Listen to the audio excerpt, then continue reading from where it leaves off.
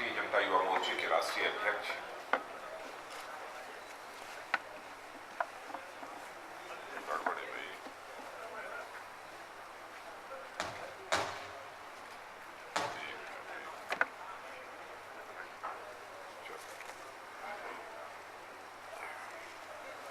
भारतीय जनता युवा मोर्चे के राष्ट्रीय अध्यक्ष प्रिय अनुराग ठाकुर, भाजपा के राष्ट्रीय महासचिव एवं युवा मोर्चे के प्रभारी श्री मुरलीधर जी राव और भारतीय जनता पार्टी में सभी मोर्चे और सभी प्रकोष्ठों की जिम्मेदारी जिनके ऊपर है, ऐसे श्री महेंद्र जी पांडे, महासचिव प्रिय राहुल कोठारी, हमारे भारतीय जनता पार्टी दिल्ली प्रदेश के अध्यक्ष श्री विजय जी गोयल और युवा मोर्चे के महासचिव प्रिय नितिन नवीन और इस कार्य समिति में उपस्थित मेरे सभी युवा मित्रों, ये पहली भारतीय जनता युवा मोर्चा की राष्ट्रीय कार्यकारिणी की बैठक हो रही है। क्योंकि ये पहली बैठक है, नई कार्यकारिणी है, इसलिए सबसे पहले मैं अपनी तरफ से आप सभी युवा मित्रों को हार्दिक शुभकामनाएं देता हूं। यहां खड़े होकर बोलने में आनंद नहीं आ रहा। देखो माइक भी पीछे वाले लोग दिखाई नहीं देंगे।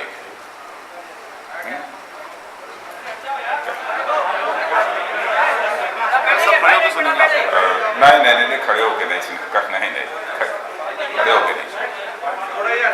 थोड़ा सा आप लोग एंगल सेट करके एक तो पीछे के लोग दिखाई नहीं दे रहे हैं। जब तक चेहरा न दिखाई दे तब तक बोलने का आनंद नहीं है।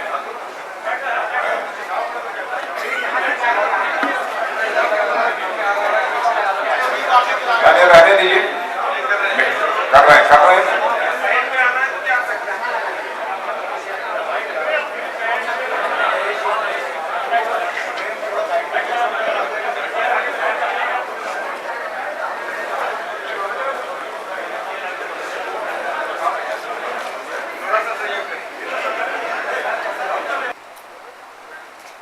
युवा मोर्चे के पदाधिकारी के रूप में काम करने का जो मेरा राजनीतिक जीवन का अनुभव रहा, स्वाभाविक रूप से उसकी याद आती है। आपको जानकर आश्चर्य होगा, जब मैंने अपने जीवन की राजनीतिक यात्रा प्रारंभ की थी तो सबसे पहले मैं भारतीय जनता युवा मोर्चे का जिले का उपाध्यक्ष था। जिले का अध्यक्ष नहीं, युवा मोर्चे का जिले का उपाध्यक्ष था। उसके बाद भारतीय जनता युवा मोर्चा प्रदेश का उपाध्यक्ष, प्रदेश भारतीय जनता युवा मोर्चा का अध्यक्ष, राष्ट्रीय महासचिव और 88 में राष्ट्रीय अध्यक्ष के रूप में मैंने जिम्मेदारी संभाली है। 88 से लेकर 91 और उसके बाद 2006 में भारतीय जनता पार्टी के राष्ट्रीय अध्यक्ष के रूप में जो जिम्मेदारी संभालने का अवसर मिला, तब से तो आप लोग सभी अच्छी तरह परिचित हैं। मैं समझता हूं कि इस राष्ट्रीय कार्यकारिणी की बैठक में जिस स्तर के हमारे युवा मोर्चे के कार्यकर्ता बैठे हुए, तो यह सब तो सारे राजनीतिक दृष्टि से देखा जाए तो हम लोगों से बहुत बड़े कद के यहां पर कार्यकर्ता बैठे और इतनी कम आयु में भारतीय जनता युवा मोर्चा की राष्ट्रीय कार्यकारिणी में आपको काम करने का अवसर प्राप्त हुआ है, तो मैं समझता हूं कि आप सबके लिए यह सौभाग्य का विषय है। और मैं यह स्पष्ट करना चाहूंगा कि भारतीय जनता युवा मोर्चा यह भारतीय जनता पार्टी का एक यूथ विंग है। और मित्रों, सब मिलाजुलाकर हम सभी भारतीय जनता पार्टी के कार्यकर्ता हैं। हमारा यह सौभाग्य है कि भारत की राजनीति में भी हमको काम करने का अवसर प्राप्त हुआ है। तो भारतीय जनता पार्टी जैसी राजनीतिक पार्टी में काम करने का अवसर प्राप्त हुआ है। यह बात मैं क्यों कह रहा हूं? यह बात मैं इसलिए कह रहा हूं कि स्वतंत्र भारत के इतिहास में बहुत सारी राजनीतिक पार्टियां पैदा हुई अधिकांश राजनीतिक पार्टियों से आप परिचित भी हैं, लेकिन कुछ ऐसी भी राजनीतिक पार्टियां हैं जिनके नाम से भी आप परिचित नहीं हैं। लेकिन मैं प्रमुख रूप से 3 राष्ट्रीय राजनीतिक पार्टियों की यहां पर चर्चा करना चाहूंगा। एक कांग्रेस पार्टी, कम्युनिस्ट पार्टी और भारतीय जनता पार्टी, जो पूरे राष्ट्रीय स्तर पर किसी न किसी प्रकार अपनी भूमिका का निर्वाह करती है। लेकिन मैं यह दावे के साथ कह सकता हूं, एक विचारधारा को लेकर, एक दार्शनिक अवधारणा को लेकर भारत की राजनीति में काम करने वाली कोई अकेली एक पार्टी है तो केवल भारतीय जनता पार्टी। कांग्रेस पार्टी के लोगों से यह पूछिए कि आपकी राजनीतिक विचारधारा क्या है आपका पॉलिटिकल था, क्या है आपकी दार्शनिक अवधारणा, क्या है आपकी आइडियोलॉजी, तो मैं समझता हूं कांग्रेस के लोग नहीं बता सकते। साम्यवादियों से यदि पूछिए तो साम्यवादी जरूर अपनी विचारधारा की चर्चा करेंगे, लेकिन साम्यवादी भी सच्चाई को समझने लगे हैं कि अब उनकी विचारधारा अपनी ही कसौटी पर दम तोड़ चुकी है। एक ही विचारधारा यदि होती साम्यवाद की, तो मैं समझता हूं कि इसे हिंदुस्तान में 4-4, 5-5, 6-6 साम्यवादी दलों के बनने की स्थिति, उनके निर्माण की स्थिति पैदा न होती। जितने देश हैं उतनी प्रकार की विचारधारा की यह साम्यवादी पार्टियां सारे विश्व में काम कर रही हैं। तो सचमुच एक विचारधारा को, एक दार्शनिक अवधारणा को लेकर काम करने वाली इस हिंदुस्तान में कोई एक पार्टी है तो वह केवल और केवल भारतीय जनता पार्टी। इस मामले में हम लोग सौभाग्यशाली हैं। और यह तीनों राष्ट्रीय राजनीतिक पार्टियां, कांग्रेस पार्टी, साम्यवादी पार्टी और भारतीय जनता पार्टी, तीनों राजनीतिक पार्टियों में एक अंतर और आपको देखने को मिलेगा कि भारतीय जनता पार्टी को छोड़कर अन्य 2 राजनीतिक पार्टियां, कांग्रेस पार्टी और साम्यवादी पार्टियों का 2 बार, 3 बार, 4 बार अपने राजनीतिक जीवन में वर्टिकल डिवीजन हुआ है। लेकिन हमारी और आपकी पार्टी, भारतीय जनता पार्टी, एक अकेली राजनीतिक पार्टी है जिसका कि अपने राजनीतिक जीवन में एक बार भी वर्टिकल डिवीजन नहीं हुआ। इसलिए हम ये कह सकते हैं कि हिंदुस्तान की जितनी भी राष्ट्रीय राजनीतिक पार्टियां हैं उनमें मोर डिसिप्लिन्ड पॉलिटिकल पार्टी यदि कोई है तो वह भारतीय जनता पार्टी। इस मामले में भी हम लोग सौभाग्यशाली हैं। और एक और मामले में हम लोग सौभाग्यशाली हैं। जब से भारतीय जनता पार्टी की स्थापना हुई है तब से लेकर आज तक हमारे 2 ऐसे शीर्षस्थ नेता रहे हैं, आदरणीय अटल जी और आदरणीय आडवाणी। लंबे समय तक राजनीतिक क्षेत्र में काम करते हुए भी मैं समझता हूं देश या दुनिया का कोई व्यक्ति उंगली उठाकर नहीं कह सकता है कि हमारे दोनों नेताओं के दामन पर कोई कभी दाग लगी हुई हो। इस मामले में सौभाग्यशाली यदि कोई है तो ये हमारी केवल भारतीय जनता पार्टी। इसीलिए मैंने कहा कि अन्य राजनीतिक पार्टियों से हमारी यह राजनीतिक पार्टी भिन्न है।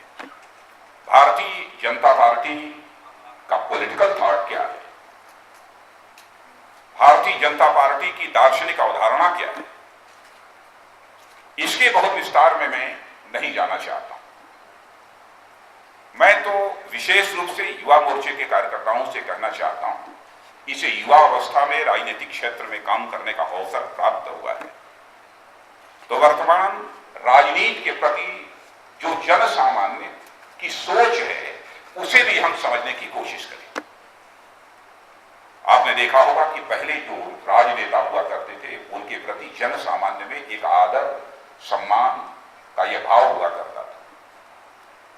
लेकिन आजादी हासिल होने के 65 वर्षों के अंदर भारत की राजनीति और भारत के नेताओं के प्रति जन सामान्य के विश्वास में कमी आई है। पहले यदि कोई नेता कुछ बोलता था तो सारा देश उस नेता की बातों पर यकीन करता था, विश्वास करता था। लेकिन लगातार इस आजाद भारत में नेताओं की कथनी और करनी, कृति और कथन, वर्ड्स और डीड्स, इन दोनों में अंतर होने के कारण भारत की राजनीति और भारत के नेताओं पर से जनता का विश्वास पहले की अपेक्षा कम हुआ।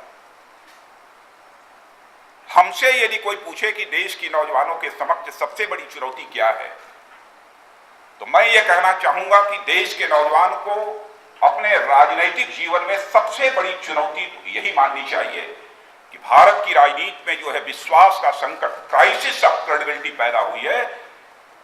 यह क्राइसिस ऑफ क्रेडिबिलिटी, विश्वास का संकट ही सचमुच उसके लिए सबसे बड़ी चुनौती है। और हमारे युवा मोर्चे के कार्यकर्ताओं को यह संकल्प लेना चाहिए कि जब तक हम इस क्राइसिस ऑफ क्रेडिबिलिटी, विश्वास के संकट पर हम विजय नहीं हासिल कर लेंगे और जब तक हम भारत की राजनीति में पुनः राजनीति के प्रति हम विश्वास जन सामान्य का स्थापित नहीं कर लेंगे, तब तक हम चैन की सांस नहीं लेंगे। यह एक संकल्प मैं समझता हूं कि देश के नौजवानों को लेने की आवश्यकता है। हमें स्वयं सावधानी बरतनी पड़ेगी। हम जनता के सामने जो कुछ भी बोलते हैं, किसी के सामने जो कुछ भी बोलते हैं, हम उसको पूरा कर सकते हैं कि नहीं कर सकते, उस अनुरूप हम आचरण कर पाते हैं कि नहीं कर पाते, बराबर इसके प्रति हमको सजग रहने की आवश्यकता होगी। और यदि हम राजनीतिक क्षेत्र में काम कर रहे हैं, केवल विधायक बनने के लिए हम काम नहीं कर रहे हैं, केवल सांसद बनने के लिए काम नहीं कर रहे हैं, हम किसी कारपोरेशन का चेयरमैन बनने के लिए, मंत्री बनने के लिए ही काम नहीं कर रहे हैं। यदि इस नीयत से आप काम करेंगे तो मैं समझता हूं कि आपके राजनीतिक जीवन में कई बार फ्रस्ट्रेशन के दौर से आपको गुजरना पड़ेगा। यदि राजनीतिक क्षेत्र में हम काम कर रहे हैं, इस विश्वास के साथ काम करना चाहिए।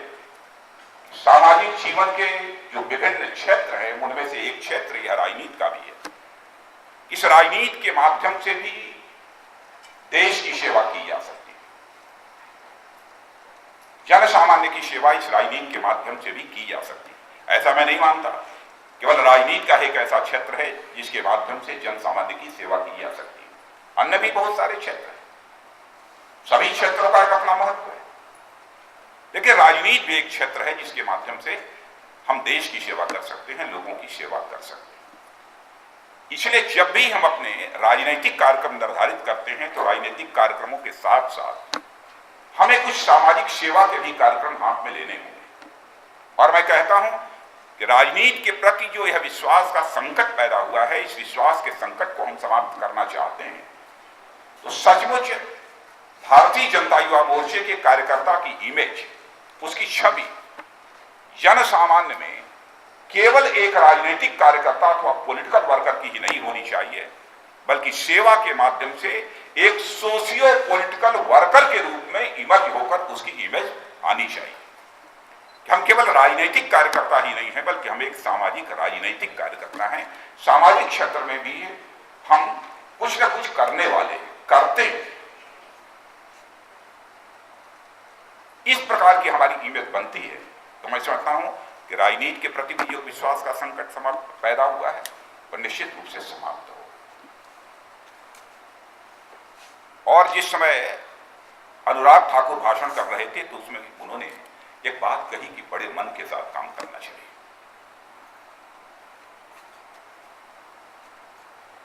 मैं इसे पूरी तरह से सहमत हूं। चाहे कोई कितना भी बड़ा कोई नेता क्यों हो, यदि छोटे मन से काम करेगा तो मैं दावे के साथ कह सकता हूं कि अपने जीवन में बड़े लक्ष्य को वो कभी प्राप्त नहीं कर सकता।